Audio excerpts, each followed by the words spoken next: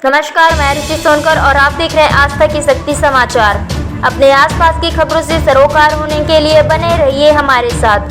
तो आइए आज की प्रमुख खबरों से शुरुआत करते हैं। कटनी में जीतू पटवारी ने कहा, बीडी शर्मा जिस स्कूल में पढ़े वह झूठ की फैक्ट्री, इसलिए नहीं मिला कटनी को मेडिकल कॉलेज। मध्य प्रदेश सरकार जितना बजट बनाती है उसका 20% ब्याज चुकाने कर्ज दे रही। मध्य प्रदेश के पूर्व मंत्री एवं कांग्रेस विधायक जीतू पटवारी कहा कि भाजपा प्रदेश अध्यक्ष बीडी शर्मा किस स्कूल में पढ़े हैं, वह झूठ की फैक्ट्री है, इसलिए कटनी को मेडिकल कॉलेज नहीं मिल रहा। बीडी शर्मा कम से कम झूठ तो बोला, नहीं तो वे बिना कुछ बोले भी गुमराह कर सकते थे। श्री पटवारी रेवांचल एक्सप्रेस से भोपाल जाते समय मुंडवारा स्टेशन में कुछ समय के लिए रुके थे। वीडियो से चर्चा में आगे कहा कि शिवराज सरकार लगातार 1 लाख झूठ बोल चुकी है। किसान, व्यापारी, युवा, नौकरी पेशा सभी को शिवराज सरकार ने छला है। हर साल कहते हैं 1 लाख नौकरी देंगे और रिकॉर्ड तो पूछो तो बताते नहीं। राउत से कांग्रेस विधायक जीतू पटवारी ने आगे कहा कि मध्य प्रदेश बड़ा कर्जदार बन गया है और 4 लाख करोड़ का कर्जा है। जब बजट बनता है तो उसका 20% पैसा ब्याज में भी देना पड़ता है। किसानों की आय 2 गुनी हुई नहीं, बल्कि उनकी इनकम कम हो गई और फसल लगाने में लागत बढ़ती गई। इसलिए आम जनता कांग्रेस की सरकार बनाने ललायित है और भाजपा को भगाना चाहती है। लाडली बहन योजना पर कहा कि 20 साल से बहनों की याद नहीं आई और अब उनके पास देने को कुछ भी नहीं है, तो झूठी घोषणा हो रही है। फिलहाल अभी तक की खबर में इतना ही। आगे हम दिखाते रहेंगे आपको आपके आसपास की खबरें। तो खबरों को तुरंत देखने के लिए हमारे चैनल को सब्सक्राइब करें और जुड़े रहें हमारे साथ। कांग्रेस की सरकार मध्य प्रदेश में क्यों बना है, आपको क्या लगता है, क्या मुद्दे हैं? 20 साल लगातार शिवराज सिंह जी के 1 लाख झूठ, और ऐसा कौन सा वर्ग है, वो चाहे युवा हो, बुजुर्ग हो, किसान हो, नौकरी पेशा हो, ऐसा कौन सा वर्ग है जिसको शिवराज सिंह जी की सरकार ने छला दी। आप हर वर्ष ये हर महीने एक बात करते हो 1 लाख नौकरियां दूंगा, जब रिकॉर्ड पूछते तो है नहीं। मध्य प्रदेश कर्जदार प्रदेश बना, छोटा मोटा नहीं, 4 लाख करोड़ का जितना बजट बनता है उसका 20% सिर्फ ब्याज में देना पड़ता है। इसलिए वोट दें उनको। किसानों की आय दुगनी करेंगे, लगातार इनकम घटती गई और उसकी जो फसल लगाने की कीमत थी वो बढ़ती गई। तो आखिर किस भाव से शिवराज जी को, बीजेपी को वोट देना चाहिए? महंगाई सर चढ़ के बोल रही, कौन है दोषी? जो भावना आज आम आदमी की है, महंगाई ने कमर तोड़ दी, इसके लिए अल्टीमेटली तो भारतीय जनता पार्टी दोषी है ना। फिर दूसरी ओर जितने दिन हमारी सरकार चली, हमने पॉजिटिव जिस तरीके से डिसीजन लेके कमलनाथ जी ने निर्णय लिए सर्वविदित है। तो हर हालत में आम जनता भारतीय जनता पार्टी को हराने पे उतारू है और कांग्रेस को लाने पे लालायित है।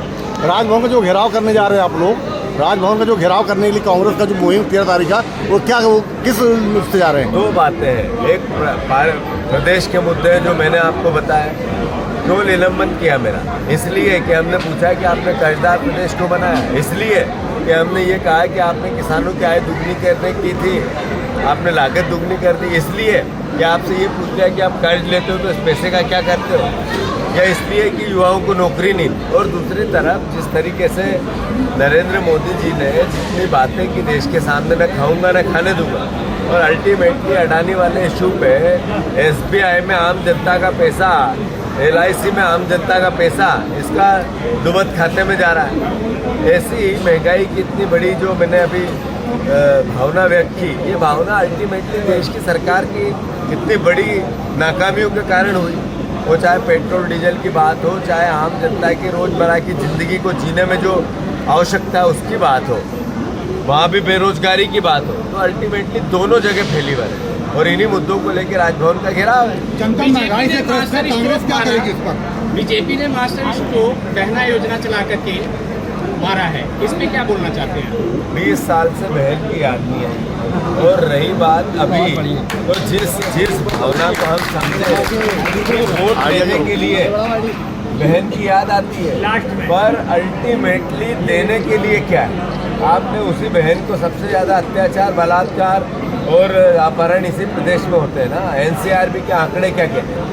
आप ये बताओ कि जो बहन हमारी इतने साल से शिवराज सिंह जी ने जो कि अगर शिवराज जी को बहन के मदद ही करना है तो जो टंकी 1115 रुपये में मिल रही है वो 1000 रुपये कम करके 125 रुपये में देना लग जाए तो ये बीच का हिसाब ही खत्म हो जाए। बहुत बढ़िया। तो एक तरफ छीन रहे हैं और दूसरी तरफ ले रहे हैं, ये तो नहीं हो सकता ना यार। ये तो विषय, ये आप लोगों के खासकर जर्नलिस्टों के पर छोड़ने वाला विषय है। कौन है वो, पहचानो, पकड़ो, ढूंढो और सर्विदित करो। 2 दिन पूर्व कुमार विश्वास ने मध्य प्रदेश की राजनीति और विकास को लेकर 2 दिन पूर्व कवि सम्मेलन पर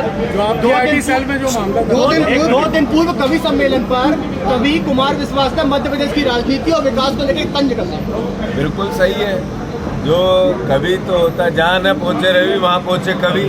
कुमार विश्वास जी ने जो कहा कि मध्य प्रदेश में पता नहीं चलता है कौन कहाँ कब कैसे किस पार्टी में है, तो ये वही लोग हैं जो पैसे लेके इधर से उधर गए, वही लोग हैं जो अपना जमीन बेच के इधर से उधर गए, वही लोग हैं जो अपनी माँ को बेचकर दूसरी माँ कर ली, उन्हीं लोगों के लिए था। कटनी के जो सांसद हैं विष्णुदत्त शर्मा, इन्होंने 2-2.5 साल पहले कटनी मेडिकल कॉलेज की बात की थी। आज तक उसकी कहीं पे कोई रूपरेखा नहीं बनाई गई। मेडिकल कॉलेज की बात करें तो कांग्रेस सरकार इसके लिए आने पर क्या करेगी? ऐसा है कि विष्णुदत्त शर्मा जी की गलती नहीं है, उन्होंने जिस स्कूल में वो पढ़े हैं उसमें झूठ का ही बोलबाला है। जिस स्कूल से उन्होंने शिक्षा ली है उसमें केवल झूठ और झूठ, कैसे लोगों को गुमराह झूठ बोल के करो, एक बात को इतनी बार झूठ बोलो कि लोग सच मान लें। तो वो मेडिकल कॉलेज का आपको बोल तो दिया उनने, वो बिना बोले भी गुमराह कर सकते हैं लोग। जीतू भाई, कांग्रेस की आईटी सेल पर आईटी सेल ने मामला दर्ज करवाया है गोवा कांड को लेके, इस पर क्या कहना है? मैंने अभी भी कहा कि कांग्रेस की आईटी सेल या बीजेपी की आईटी सेल का सवाल नहीं है, सवाल ये है कि ये है कौन, ये आदि तो ये आपकी आईटी सेल। अरे ये जर्नलिस्टों के लिए भी सर्च का विषय है भैया। आपकी परीक्षा चल रही है, आप बताओ, मैं आपसे पूछ रहा हूँ। ये जर्नलिज्म से जर्नलिस्टों से खोजी खबर के खोजदारों से ये आग्रह कर रहा हूँ कि ढूंढो ये गोवा का राजदार कौन है। धन्यवाद।